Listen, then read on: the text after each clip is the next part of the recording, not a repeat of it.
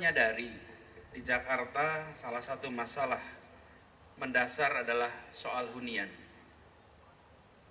Hampir 50% penduduk kota ini tinggal dengan mengontrak, bukan memiliki rumah sendiri. Sementara nilai properti di Jakarta mengalami peningkatan yang amat tinggi. Di antara semua kota di Indonesia, Jakarta merupakan tempat di mana bila kita memiliki properti, maka peningkatannya sangat signifikan. Karena itu, bila separuh dari warga memiliki properti, separuh tidak punya properti, sementara kenaikan nilai properti berjalan secara signifikan, maka yang terjadi bukan warga tidak punya rumah saja, tetapi ketimpangan antara yang memiliki properti dan yang tidak memiliki properti, ketimpangan itu makin hari makin lebar. Mereka yang tidak punya properti makin tahun makin tertinggal kesejahteraannya. Karena mereka tidak terbawa di dalam eskalator peningkatan harga properti. Karena itu, menyaksikan problem yang sudah menahun itu, bila pemerintah hanya menyiapkan rumah untuk disewa, maka dia memang membereskan persoalan jangka pendek. Ada rumah, ada tempat tinggal. Tetapi ketimpangan dan ketertinggalan itu tidak selesai. Kenapa? Karena yang tinggal di rumah sewa, dia tidak terbawa di dalam eskalator peningkatan nilai properti tadi. Karena itu, solusi yang harus diberikan adalah mencari terobosan agar warga yang biasanya hanya menyewa tapi bisa menjadi pemilik. Apa kendalanya di situ? Ternyata kendalanya bukan ketidakmampuan untuk membayar kredit bulanan, tapi kendalanya adalah ketidakmampuan untuk membayar uang muka. Karena uang muka itu mensyaratkan penabungan yang cukup panjang. Bagi mereka yang usianya masih relatif muda, baru memulai keluarga baru, belum tentu mereka punya modal untuk disimpan sebagai tabungan menjadi down payment atau DP atau uang muka. Di sini kemudian pemerintah turun tangan, menyaksikan masalah yang kalau dalam sosial disebut namanya ini masalah struktural. Ini bukan masalah kultural, ini masalah struktural. Ada aturan main yang membuat mereka yang lemah tidak memiliki kesempatan untuk setara, tapi karena aturan, bukan karena semata-mata kemampuan. Lalu pemerintah turun tangan. Programnya adalah menawarkan skema pembiayaan di mana warga bisa membeli unit rumah tanpa menggunakan uang muka. Karena itu diistilahkan DP 0 rupiah. Ketika pertama kali ini diluncurkan, disampaikan banyak yang pesimis bahwa mana mungkin itu bisa dikerjakan. Dan apa yang terjadi? Ternyata minatnya banyak, penyelenggaraan yang memungkinkan, dan hari ini itu semua terjawab. Samawa berdiri tegak di depan kita semua. Sekarang tanggung jawab kita adalah memperluas ini. Ini adalah pembukaan, inilah awal. Dan dengan adanya program ini, maka kita berharap mereka yang dahulunya bisa tinggal tapi tak terbawa di dalam eskalator peningkatan nilai properti, mereka sekarang masuk di situ.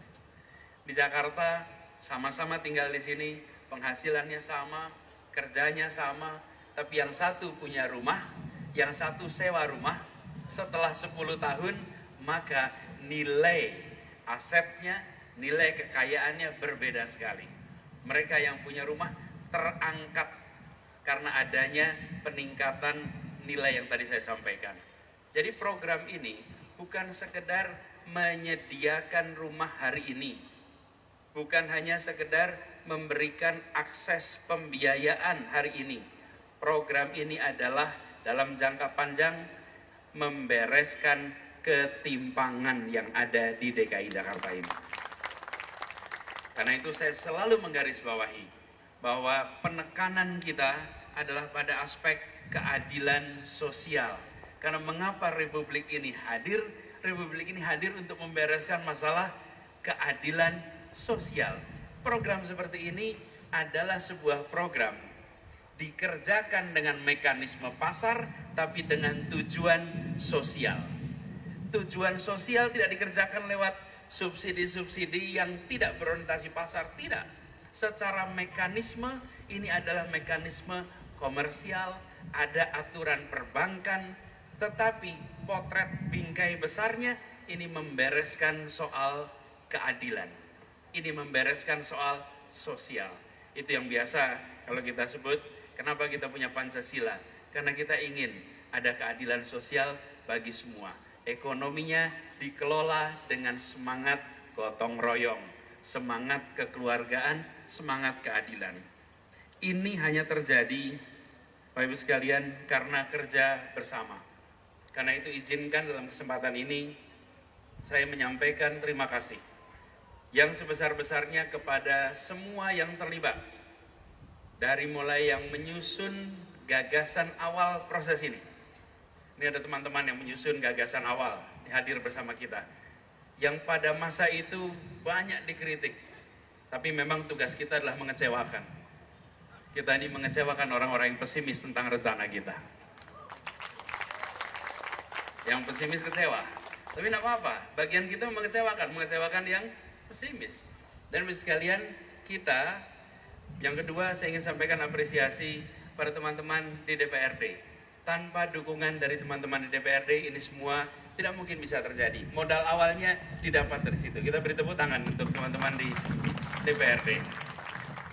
Yang kedua adalah teman-teman di SKPD, Dinas Perumahan, kemudian semua yang terkait, asisten pembangunan. Prosesnya tidak sederhana, rumit. Namanya juga memulai sesuatu yang baru. Kalau di dalam sejarah itu kita ingat membangun kota itu ada fase pertama, namanya babat alas. Babat alas itu pekerjaan yang paling rumit.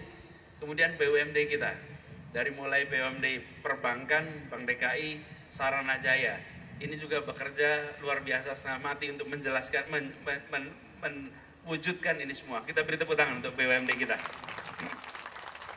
Dan juga yang mengerjakannya, kontraktornya nih, Pak Donald, beri tepuk tangan untuk Totalindo. Kita semua melihat ini sebagai bagian dari babak baru. Kami berharap program ini nantinya lebih luas lagi. Tadi diceritakan oleh Pak Kadis betapa banyak pihak yang ingin terlibat. Saya tahu di sini ada beberapa teman-teman dari Real Estate Indonesia. Mari kita kembangkan sama-sama.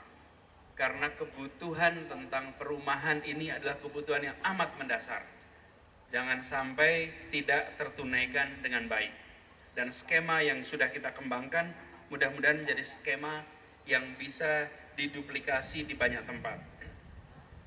Lalu kepada masyarakat yang hari ini sudah terima kunci, kami ingin pada Bapak sekalian, mulailah tinggal di tempat ini. Kenapa diberi nama Samawa? Memang betul, ini solusi perumahan warga. Tapi nama itu pun membawa pesan bahwa yang bisa mengikuti program ini adalah mereka yang sudah menikah. Dan harapannya tempat yang sekarang diberikan, it's a house. Dan buat Anda, bangunlah a home. Jadikan rumah ini menjadi rumah yang surga bagi keluarga-keluarga yang tinggal di dalamnya. Mudah-mudahan jadi keluarga yang samawa kemudian. Halo teman-teman, berjumpa bersama saya di Politik Dangi. Kalau kita mendengarkan pidato Pak Anies Baswedan ini sangat hebat dan luar biasa. Bagaimana prestasi-prestasi beliau waktu di Jakarta ya ia sampaikan. Ya.